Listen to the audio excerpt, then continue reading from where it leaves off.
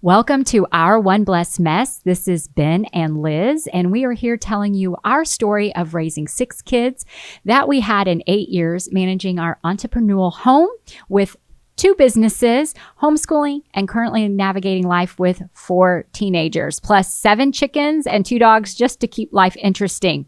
Today's conversation topic is about... It is about a double entrepreneurial home. That's funny to say. Say it again. Oh, okay. Double entrepreneurial home. We cannot confirm or deny that we did not have to speak it into our phones to be able to spell entrepreneurial. You know, both of us Oh, Ben, don't say are this. not great spellers. No, we're not. I outed us. It's a miracle that our kids can spell. Like, they are really good spellers. We survive All of them. on spell check. Yes, this is true. This is true. If spell check was not a thing, we would have a big problem. Yes. You would be texting me all kinds of terrible things, I'm sure. Oh, boy. Yikes. So talk about it. What are we talking about? Well, we're going to talk about just what we've done. Yep. And our journey of a double entrepreneurial home. And what that means is basically we just have 2 businesses, 2 separate businesses.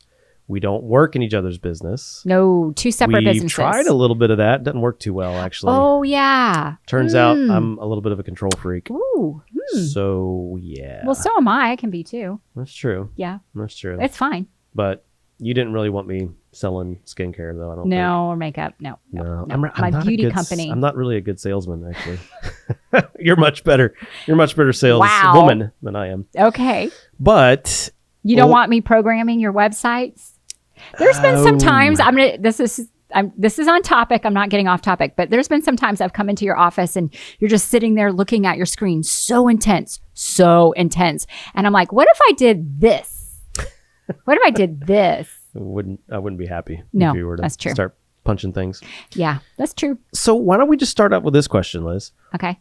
Why in the world would you not go the traditional route of Susie Homemaker? Oh, you're asking me this question. Okay. But instead, why did you feel the need to jump into business when I was already doing business stuff? So here you had your business. You were already working. Yeah. Well, actually, you're kind of do stuff on the side. You were working. That's true. I hadn't gone full time into my own gig yet. That's right.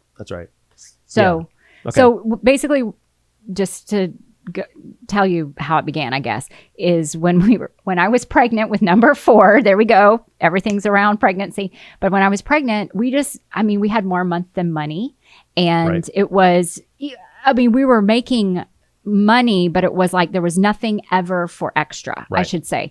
Very little extra. I would scrimp and save all my birthday money that I got. I was, selling clothes at these like little clothes boutiques and things from the kids if they outgrew them, all these kind of things. And, we weren't going in debt, but we just could not do anything if we did anything extra. Right. It's hard. And date nights consisted of, we would get a babysitter. All of our money went towards the babysitter, but we would go and do like coffee dates and like maybe split a coffee even. Yeah, that did happen. We went to Barnes and Nobles, and because I babysat so much growing up that I wanted to make sure that whoever our babysitter was, that we were paying that individual really, really well. So anyway, that was always a first priority, but we would have like dinner dates at home. There was so much going on. We did what we could. We did what we could. We sometimes switched off with other families where they took our kids and we took their kids. But sometimes that was really stressful, people. Those of you who can conquer that and are really good at it, we're for you. Yeah, I know. Because not everybody's kids are the same. Yeah. Let's just say. It's true. Anyway, so when I was pregnant with number 4, I began to pray and ask the Lord if he would give me an opportunity to make some money, because there was just no way that I could go get a part-time job. Right. Weekends were very special to us because you worked all week long. You were working long hours. You were putting in a lot of hours. And so it was tough. And that's when I started Blazey's Bows, which we talked about in our first episode. And I started Blazey's Bows. That's when we were putting... What was it I put on her head? Oh, Karo syrup. Karo syrup. Yeah, and it took her a few hairs, and then to try to get it off, I was like licking her head and Like a what? a mother cat. It was terrible to try to get the bow off. And then those bows became candy and you could never reuse them. But anyway, they started becoming popular. So I started making this little bow company called Blazy's Bows. But again, it was me, pregnant, of course. You hired a graphic designer, didn't you? I did. A really cute one. Oh. Yeah. His name's Ben. Should hire him. Anywho, so then I had an opportunity that came across my doorstep, basically. And it was a business opportunity with a beauty company. And I said yes. And it was direct sales. And so network marketing. And it was something that I was like, okay, I can learn this. I know I can do this. And so it really just started out just to make a couple extra $100 a month. And it ended up growing and growing and growing because there was a part of me that was coming alive. And so your question is about why was I not Susie Homemaker? What did you say? Yeah. Like what got you to that place where we ended up having two businesses run out of the house? Well, we needed money. True. We needed money. But I think you touched on the part I was trying to get at. Like there was something in you that came alive when you started venturing out into that entrepreneurial journey. You were taking little steps, right? Right. You were testing the waters with Blazy's Bows.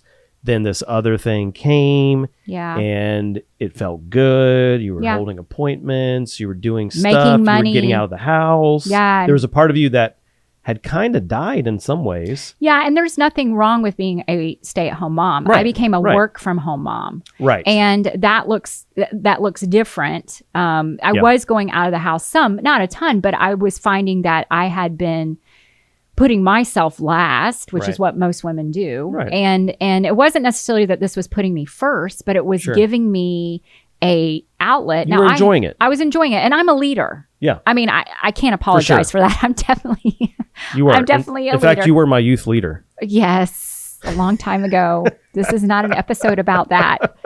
Keep moving. Keep moving. I just want to say there's 5 years difference between us. Oh, we're going there. Now everybody knows. Yes, but it wasn't. And you might have been my youth leader. But there was no romance until you were like, That's after true. I lived overseas and I had been I was of age. I was of age. Don't get too excited, people. I was of age. You were in college and there was no romantic anything ever. In fact, I thought you were so great. I tried to set you up with at least 3 of my friends. And one of them was I also tried to set you up with my sister, encouraging you to date my sister. But anyway, that has nothing to do with being an entrepreneur. Yes. Okay. You're right. We got to get back on track here. Okay. So sorry. But okay. I think the point is you were a leader. Yes. You've always been a leader. Yeah. And there was a part of you that just wasn't being fulfilled in a sense. Yeah. We're not saying that it wasn't your, being a mom. Yeah. Like that was being a mom. fulfilling a longing in your heart, but there was more in your heart. Right. And you started to realize that when you started stepping out little by little. Yep. Into that entrepreneurial journey. Yeah. And it took me a while to even accept, like, I'm an entrepreneur. I have a business. Right. And I started building a really large team. And I mean, just. Very large team. Yeah. Yeah. Yeah. It became a very large team. And we were meeting new people and, there was a lot of fun involved in all that too. Traveling. So there was a social aspect. There was, an achieving aspect that you were fulfilling. There was a lot that was kind of coming along. Yeah. Finances. Yeah. Even rewards. There's like different rewards with just you doing your business and all the things that amazing. happened. Yeah. And it was great. And so then we started to hit just some challenges running two businesses. I had my schedule. You had your schedule. Yes. And oftentimes we would forget to just even talk about each other's businesses. Each other's schedules. Each other's schedule. Well, that schedule. Yeah, the schedule. And I'm just thinking too, like in the process of me starting my business, it was like within a month or two that Nancy, that you had that wonderful that I had the opportunity to go out on my own. Yeah, you you were able to go on your own. That's very true. It's funny how closely those time frames work together. You're right. It was that year that we both started out on our double entrepreneurial home. Amazing.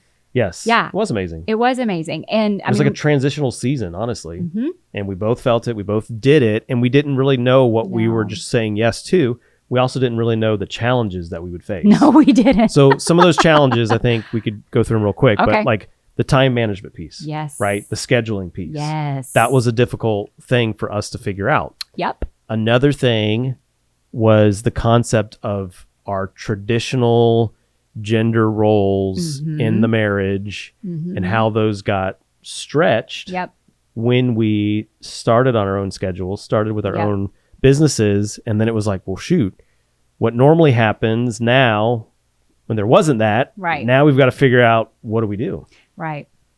That was fun. Those are some good conversations.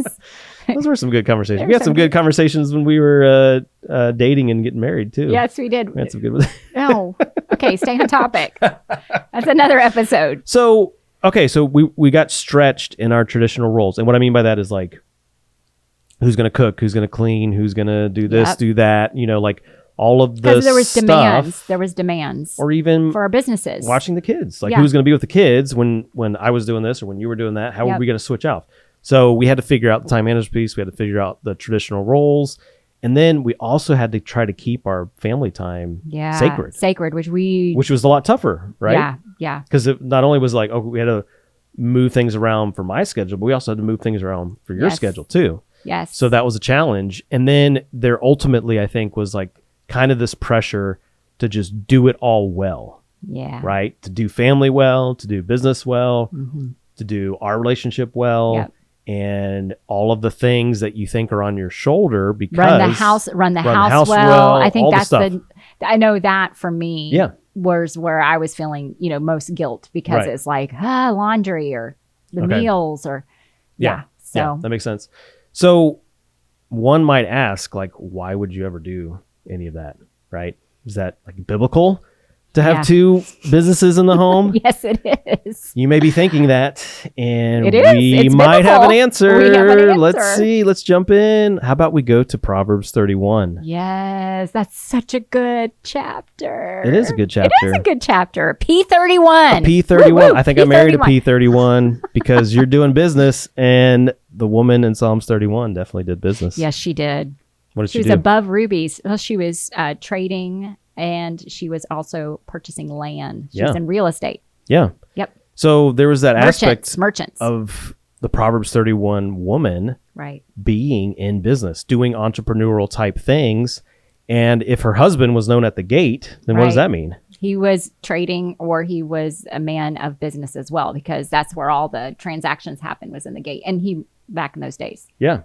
And so if he was known at the gate, and so he had a good reputation, he was known in business. And so here we have a couple, we think they were both entrepreneurial in some aspects, and it's in P31. That's like the typical, or not the typical, that's like the standard that we think of when we think of a woman, especially in marriage. So it's like, hey, right there, the standard that we kind of all want to live up to as, you know, godly women, or I guess not all, because I'm not a godly woman, but I'm a godly man who hopes that my woman lives up to these standards. Have you memorized the chapter yet? No. Oh, come on, Ben. Come on. No, I don't have to. I can just look at it. Every morning when I wake up, I just see it right there. Okay. Is that too much? No. Tell me more. Tell me more. So I think right there's an example of a wife. No, it's true. It's true. Conducting business, doing and it's so entrepreneurial interesting things. that like the example that's given of an entrepreneur is in Proverbs 31. Yeah. I just think that's amazing that that's the example. Yeah. Yeah, and then another New Testament example is Aquila and Priscilla in Acts, right? Yep. So they're tent makers, and they hook up with Paul, and then their ministry together with Paul, but they're both in the tent making trade, and it's not just the husband, it's also the wife. Right. So that's pretty cool. And then also Paul is a tent maker, so they shared a lot in common with him, and I think they were together for a while, a little over a year. I don't remember the exact number of months, but so that's really fascinating, right? You've got. And they were in the same business together, so a little different than us, right? There are husband and wife teams out there. We know that. Oh yeah. I mean, there's amazing husband and wife teams. Yeah, yeah. We haven't cracked the code on that one yet, though. No. Maybe we will. We'll see. So there's definitely a biblical foundation for doing entrepreneurship in the context of family, in the context of marriage, and just going for it. And so, like, tell us a little bit about maybe, I don't know, like, from when you got into more of your skincare business and your beauty business, like what were some of the challenges of like having to go through the traditional roles and maybe letting go of some of those things or trying to get creative and how you kind of process that. So I'm a big believer that you buy help, like you pay for help, because being an achiever, which is what I am, and Clifton Strength Finders, achievers in my top 5. And then I have also activator. So I like to get things done and make them. I like that about you. Quick. Yes. In fact, we just cleaned my office and I was frozen in the details, and you came along and activated me. Yes, this is actually very true. His office was intense, and I've been saying for a while now, I'm like, hey, why don't you let me get in there with you and we can get this done. And so we had a break. I guess it was a Saturday afternoon. I don't even remember. And we got in there and we knocked it out in like 2 hours or something. Yeah, we did. So anyway, it would have taken me a lot longer. Yeah. So for me, being, an achiever and having a home and having a family and having a husband and also having a business, something has to give, because I only have so many hours in a day. I only have so many hours in a week, and on top of that, just with the demands of what my business was growing in, and it was a financial blessing to our family. Oh, for sure. And I mean, it was a lot of monetary, amazing things. Yeah. And also too, the kids being raised in a dual entrepreneurial home, there was just things that were not important. They were not the ones that were going to care if mom cleaned the toilets or not. No, they weren't. They do not care. Nope. They do not care if I'm the one folding their laundry and putting it away. They really do not care. So the things that were more important, obviously, was, face-to-face time with them. And I would much rather pay someone else to do the things that are on my to-do list or my bug list and spend the time with you. Date nights were non-negotiable. You and I would go on dates weekly. We had to learn that. It was non-negotiable. Non-negotiable. And then also to taking time out individually for the children and family time, everybody together. And we were adding more kids in the midst of it, because number 4 was born after I started my business. Okay. Yep. Number 5 was born. Number 6 was born. And so, we doubled in kids while I'm building a very successful business. Yeah. So some of those things needed to go off my plate, and I was making good money. You were. And there were people around me who wanted to have extra jobs. They weren't willing to do what I was doing, which is fine. Right. And so I hired out help for house cleaning. I hired laundry fairies. Yep. That's what I called them, laundry fairies. They would come over, because you guys, can you imagine 8 people and the laundry? Like, just think about that. 8 people in the laundry. And it's a lot. The mounds of just a week. Yeah. And I would try to do a load a day and, trying to do all that, but it was just like ridiculous trying to match all the socks and, especially when you're potty training. I mean, there's just so much is going on. So I hired somebody, whether it was somebody who was older, who just wanted to get in a home with kids, and they would just sit there and talk to me as they're folding socks. Yeah. And even if I'm on the floor and I'm playing with my kids, it's better than me folding socks, you know? Right. And, I loved it when I had laundry fairies, because all the drawers were always so organized. It was just so nice. And some of the things I reserved only for myself. Like, I didn't really have them, always doing all of our laundry. Sure. But okay, then I had a house cleaner. Yeah. I'm just thinking in the house, homework helper. So when the kids got older and they were all in school, and this is before we were like full on homeschooling, they would come home, and kind of called it the witching hour, because it was like everybody has to get their homework done. And I'm trying to get it done before dinner. Yep. And I would make sure I didn't book any calls or meetings or anything in that, 3 to 5 time. Yeah. But 5 kids all needing help for homework on all different levels. Intense. And you're helping one, and somebody gets up from the table and they're gone. Right. And where are they? Up a tree. Like, there was those things. So I hired a homework helper, and typically it was just somebody who was in college or high school. I think I had some in high school, like seniors and stuff, that they just got off school early and they came in and they did homework. And so it was just like knocking it out. And sometimes I would be present doing the homework too with them, but it just, a couple days a week. I mean, it took the stress right off of me so that I could put my mind at ease instead of trying to be everything. I feel like there's some other things that I did. Oh, I did, what I called $10 jobs. And so whomever was there, whether it was the laundry, fairy, my house cleaner, homework helper. Sometimes the homework helper did it, but like, anybody that was there, or I just would hire people who wanted to just make some extra money. Girls from our church or something like that were in college, and I would pay them 10. Now you probably would need to pay 20. I got more, but it would just be the things that were on my bug list, like cleaning out underneath the kitchen sink, organizing this closet, going through this toy bin and throwing all the away. Things you couldn't get to. All the things I just couldn't get to. And it was more beneficial for me to spend that time with family or with my business. Right. And so anyway. No, that's great. I remember having a realization because you were doing a lot of your business in the evenings. Yeah. Right. And so I would get off work around 5 or 6, and then we would transition. I would start watching the kids and start doing more of the house stuff. You would go into kind of full-time business mode. And I remember, trying to think, okay, what am I going to do for dinner? Because Liz is on tonight. Now, what am I going to do? Yep. So I would start thinking like, well, shoot, if I'm going to cook, I need to like quit work a little earlier and then get everything prepped and ready to go so we can have a meal. And then it just dawned on me one evening. It's like, you know what? Why don't I just keep working that hour? Right. Or maybe even 2 that I would have gotten off earlier to prep and to get all the stuff ready. Why don't I just keep working and order food? Yeah. And at that point, it made more financial sense. Yes. To just keep working, order takeout. Let's just have a meal and let's focus on having the meal together instead of me trying to quit work early so that I could make this meal and then eat together. Yeah. It actually saved us money by ordering out, which is crazy to think about. Yeah. It's kind of, and that's a different mindset. It is. That's a growth mindset. Right. Instead of a fixed mindset. Right. And that actually kind of goes a little bit to the book reference that we're pulling some of this from, which is the E-Myth Revisited.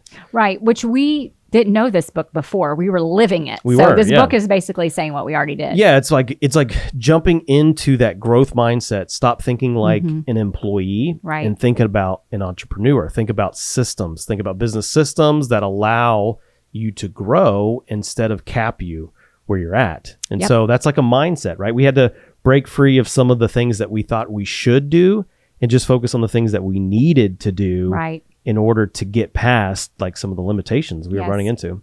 Well, and also too, I mean, with the meal thing, everybody has different weeks. All kinds of stuff happens. Like kids are sick, and then, somebody comes from visiting, from out of town, or there's just all these things. And so sometimes in that area, I'd be like, you're on for dinner tonight. Like I've been unable to do what I need to do for the last 3 days, or I couldn't get a crock pot meal in early enough. I mean, it's just like, because it's life. Yeah. And so, okay, what's a good decision? And we could afford it. Yeah. Like it was good to do that. Yeah. We can afford it. Yeah. So it's got to make sense financially, but we just had to kind of rethink and reshape some of the way we did things in order to make it work a little bit more holistically. We weren't so concerned about some of the feelings of, hey, I have to do this because I'm the man, or hey, you have to do that because you're the woman. Instead, we looked at it as a partnership.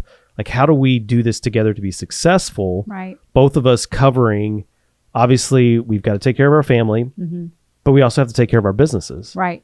And how do we think holistically in a way that I support you, you support me, and we're not going around saying, hey, you didn't do this because that was your job. Right. Like, instead, I'm here to help you. How can we best fit together? How can we dialogue about it so that we both end up what we want and what we need? It's true. Yeah. That's what we did. A little different. Yeah. And also too, and being both entrepreneurs, the difference between an entrepreneurial mindset and a fixed mindset or an employee mindset is income is, it can be whatever you want it to be. Yeah. Like if you're willing to put in the time. In some ways it's limitless almost. Yeah. There's natural limits with things, but when you start thinking in that entrepreneurial mindset, multiplying, the only limitation is more of yourself at that point. Right.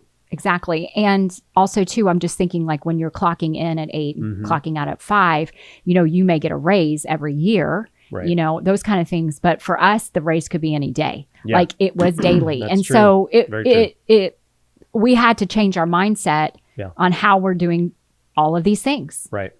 Yeah. And we saw it as a gift, to be able to employ people or, support the local restaurant down the street. Almost an investment. Yeah. You think like, Ooh, yeah. Almost an investment. Yeah. Right. Because you're not only supporting them, but you're supporting yourself. Right. Being able to do the things that you only could do. Right. Right. Someone couldn't run your business for you. No. But they could sure fold your laundry. Oh my gosh. And those people, they love being in our homes. I mean, still to this day, some of them have started listening to the podcast. So if you're watching this, you know who you are. But, it's so fun because it's been neat to see how, people come and go in and out of your life for all kinds of reasons. I've always heard it say some people are in your life for a moment. Some people are in your life for a season or a lifetime. And we've had very seasoned people, our moment people. And I love that we were able to have them and invite them in because, let's be clear. It's chaotic. It's a little bit of a circus. It's a little bit of a circus. And even today with teenagers, I mean, before we started this episode today, it's like, okay, you guys. Okay. I mean, we're just trying to dialogue. Okay, what are we going to talk about in this episode? And I mean, it was like a revolving door in our bedroom is like one kid, then another kid, then another kid, then another kid. And I mean, they're just opening up the door and jumping on the bed. And I was like, hi, mom and dad. I mean, they want to talk because they're teenagers. And it's like, okay, we need to record, but we're going to take time out still. Yeah. And they're first, I mean, well, we're first for each other, but they are, next. And so anyway, it was really cute. Yeah. I know. I'm like, it's chaotic. They're a lot of fun. It's chaotic. They're a lot of fun. Okay, so why don't we, unless you had something else, why don't we just jump into some like practical takeaways? Okay. What do you think? Sure. Like just run through them. Sure. So we talked about a lot of things, but let's just kind of go through some of the takeaways. So one of the things that we realized was like intentional scheduling, right? So this is just a practical, if you ever think about doing a dual entrepreneurial home, getting on the same page schedule-wise is massive. Super important. And how I did that is I like pen to paper. So you said a bad word. I know. Ben pen to paper. Yeah. Ben doesn't. Schedule. Yeah, he doesn't like that. He likes everything digital. I'm getting better. I'm still getting better at it. But I still have analog. Let's just say it like it is. You like analog. I mean, I have my calendar right here. You do. And it goes in my purse. It's ancient. It belongs in a museum. I love it. But Ben misses those things because he's not in my purse. He calls my purse the black hole. So what I did, especially back in the day when we were first starting out, is I put like a weekly view, Sunday through Saturday, or I put up like the whole month. Mom has this. Mom is here. And you put that in the kitchen. I did. I put it in the kitchen. Yep. And we also hired help, or we had somebody in the home always helping me with the kids, so that somebody, whomever it was, so I could get out and go to the grocery store even, or. That's the next thing is outsourcing strategically. Yeah. Oh, okay. I'm ahead of us. Yeah. You're good. You're right. You're right on time. Okay. So thinking about how you can outsource and delegate the things that strategically need to be done that you don't have to do. Well, and back then, when I'm talking about in the beginning, they didn't have like DoorDash. There was no grocery store pickup. Those things I dreamed about. There was nothing where you drive through and you can get your bread, milk, and eggs. Like there was none of that. I had to schlep to the store with all of my children hanging all over me to be able to go to the back of the grocery store to get that 1 gallon of milk, And so anyway, with hiring help and outsourcing that, I would even like sometimes give a whole list to go to the grocery store for me and they would go run that errand. So, I mean, and I had assistants in my office. I had virtual assistants, I had all those kind of things. I was outsourcing the things that I didn't necessarily have to put my hand to it. I could hire someone else to put their hand to it. And they would do it much better. Half the time. You were thinking like an entrepreneur. Yes. And by doing that, this is the next point, you let go of the shoulds. So you should do this. You don't really, who says that you should do this? Who says that you have to do those things? We have it in our minds. It was me in my head. Yeah. Same thing for me. Like I got to get off work early so I can go start the dinner and spend an hour and a half prep and do all the things. And it's like, well, do I have to? No. And actually, I just go or take out? Well, actually, what would be fun is you would make an adventure for the kids and be like, who wants to go with daddy to go run and get whatever it was? Yeah. Pick up pizza or. Yeah, it still take me about 20 minutes, but sometimes it's a lot less. Well, and you got alone time with the kids. Oh, yeah. That's true. I mean, that That's huge, you know. And in your business, a lot of what you're doing, mine was different. True. Because I was in sales and really out there interfacing with the public. Right. But you, I mean, you're behind a screen. And so, you know, you're talking to people from all over. Programmers and sometimes internationally, mostly national, but well, and the thing is too, is like, even with the should, right? Let's just say, for instance, cooking dinner, because we had 6 kids, the scale of that is significant. Right. If we're talking about just cooking for yourself, that's a little different. But we're talking about cooking for 8 people and then trying to prep for that. Ask us how much hamburger meat we need now for taco night. Yeah. Holy moly, people. Yeah. The other night I made, we really prioritize sitting down as a family at the table. Right. I mean, it's, you know, and these kids are hilarious right now because they're just giants. And I mean, they'll always be giants. I'm not going anywhere. They're all growing up. Like today somebody was. You're not going to grow? Well, our youngest daughter today, she was measuring today and I'm still half an inch taller than her. Oh boy. She is determined in the next couple weeks to surpass me. But anyway, my point is like the other night I made a chicken and rice dish. There was nothing left, you guys. And when I say nothing left, I mean, the pan that everything was cooked in was gone. We had kids licking their plate. I'm glad you're laughing because it was like, really? So the point we're trying to make is when you're making food for an army. Yeah, it's a significant time investment. It is. So the next one, focusing on partnership versus traditional roles. At the end of the day, what's going to matter? The thing that's going to matter is that I supported you, you supported me. Right. How that looks like doesn't have to be conformed to anybody else's image but us and the Lord. Right? Like, we shouldn't just let the traditional part of it overweigh the practical piece that we might need in that season. So partnership over tradition in the sense of what the roles should look like. And again, these kind of all come from that idea of the E-Myth Revisited, which is a book that is by Michael Gerber. And it's just got some great concepts about how to think beyond yourself as an employee and more of an owner or more of an entrepreneur. And it's a full mindset, because if you just have one entrepreneur in the home, you know, that I would think would be probably more challenging in some ways. But having two, like, we're both kind of thinking the same thing. We're kind of like, okay, you know, we're heading in that direction. And so when we were coming up to some of these things that we had to figure it out, I mean, it required, and I just want to say also it required a lot, but I also just want to say, if you're a stay-at-home mom and you're not working outside the home, you work hard. Oh yeah. You work hard. Yeah. I was a work from home mom. Right. So I was running a business out of our home, you know, and had a very thriving business. But doing all the things that we're talking about delegating, it is hard work. It is. It is. And you hear these people who talk about, like, you know, if I was going to go out and hire a wife, I mean, there's no way you could even afford it, because you got to be up throughout the night. You got to, you know, it's priceless. It's absolutely priceless. Couldn't pay for that. Yeah. So yeah, that's true.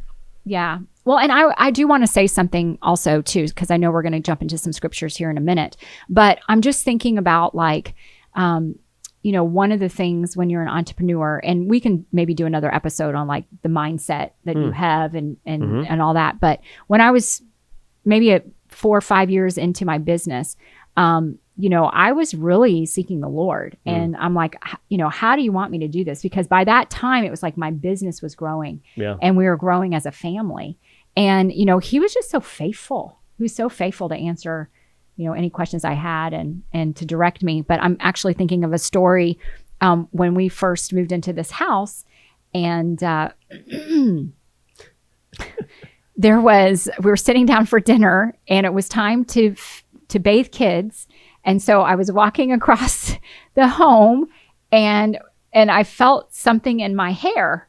And I was like, what in the world is that? And I thought it was my bangs or something, like, coming down. And I felt up there and something moved on my head. Oh boy.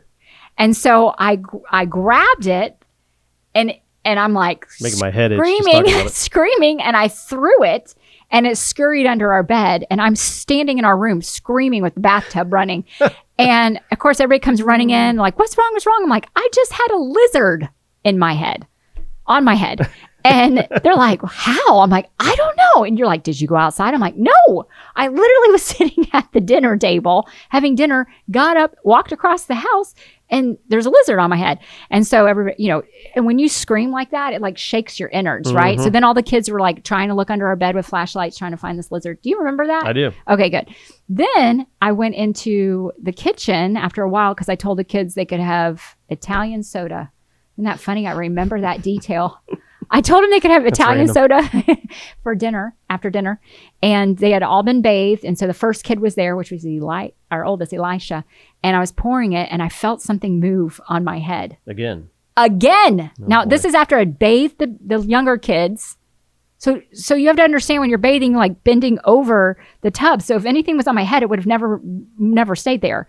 So I'm there and I feel something move in the kitchen on my head again. And I'm like, and I reach up. Grab my head. Another lizard. It's another lizard. I forgot about that detail. And I took it and I threw it across the kitchen, scream bloody murder. And our son's standing there and he's like, whoa, Mom. And he was like growing. So he's like now he's like almost 6 feet tall, but he was like eye level then. He's like, what happened? I go, who put that on my head? And he's like, what? And I was convinced that a child was pranking me by putting lizards on my head. That's funny. You remember that? I wouldn't put it past him. I wouldn't put it past me. Yeah. Well, we never found either lizard. Okay. I don't know if it was the same lizard. I don't know what was going on. So shortly after that, I had my team come to a beach house and we, what I would do is I would do these weekends where women would come that were on my team and we would spend time, training, goal setting, it was really, they were really rich and good girlfriend time. And so anyway, I like to get up early in the morning and go to the beach and watch the sunrise. It's just something that I love. Cool. Yeah. And especially since where we live, I never see the sun. It's so wooded. So I never see the sun and I miss sunsets and sunrises. So anyway, I'm out there and having quiet time with the Lord. And I just, I'm listening to some worship music. And I just felt like the Lord, impressed upon my heart. And he said, you didn't ask me about the lizards. And I'm like, what? What? Say what? Say what? And I just whispered back in my heart. I was like, I didn't know I was supposed to. and I just felt like the Lord whispered in my heart, well, that was me. And I'm thinking, what? What? That's crazy. And so it sent me on this journey to begin to look through the scriptures about lizards. And lizards are in the Bible. Did you know that? What'd you find? Well, it's in Proverbs. And it talks about, although the lizards are small and you can grab them with your hand, you find them in the courts of kings. It's out of Proverbs. It was so precious because I was having this inferior mindset. Like it was just like, I don't know if I can do this. We had just moved to a new state. Yeah. Like I'm building in a new location. I had left another location that was thriving with a great team. How am I going to do this? We have 6 kids, all these kind of things. And it was like the Lord was just reminding me, because when I was growing up, my nickname in high school was Lizzie the Lizard. Anyway, did you know that? No. Okay, I didn't think so. So it was Lizzie the Lizard. And so I've always do you remember slam books? Yes. Okay, so I always signed way back. I know. I always signed in the slam books as Lizard. So that was Lizard? Yes. Not Lizzie the Lizard, just Lizard? Well, people weren't supposed to know it was you. Oh, okay. Because on that certain page was like, do you think so and so is cute? That was your pseudonym. Yeah, and do you, who do you like? Like on page 79, you would go through this whole notebook to get to who liked who, and then you look back and say, who is number 12? They think so and so is hot, and you don't know who 12 is. Lizard thinks they're hot. But anyway, so it was just very something special to me, and just like, even though I'm small, you can find me in the courts of kings. And, and not that it has to be applied to me, but it was just like a little nudge from the Lord. And that same morning, and one of the reasons why I want to bring this up, because we are talking about being entrepreneurs, is I was sitting there at the water and I'm dialoguing, about and lizard. Journaling, about, well, how am I going to build my business? And I just felt the Lord say, in my heart, look to your left. What do you see? And I looked down the coast, and I felt like he said, what do you see? Can you see far? And I said, yes, I can see really far. Now look to your right. What do you see? I see very far. And it was very vast and very open, and looked out in front of me. What do you see? It's so much space. I mean, it's just beautiful where our beach was. There was no high rises or anything. So it was just gorgeous. And then I felt like the Lord was whispering to me in my heart, do you want to fish? Because this whole ocean is filled with fish. And what kind of fish do you want? Do you want small fish? Do you want large fish? Do you want a school of fish? Do you want fish that stay at the surface? Do you want fish that go down deep? And then how are you going to fish? Are you going to stand on the edge of the shore and cast a line with a fishing pole? Are you going to take a net and cast it and capture a couple of them? Would you love to go? I'm the net guy. Yeah, so he's the net guy. Speaking to me right now. Yeah, he loves the water. You get out there in the water, and he's got a cast net, and he's out there for hours. And I love that because you come alive in nature. It's God's beautiful creation, and I get it. Yep. So anyway, but then it was like, are you going to get in a boat? Are you going to wade out in the water with your reel or with your, your net? Are you going to get in a boat? Are you going to stay closer to shore? Are you going to go out? Are you going to get on a pier?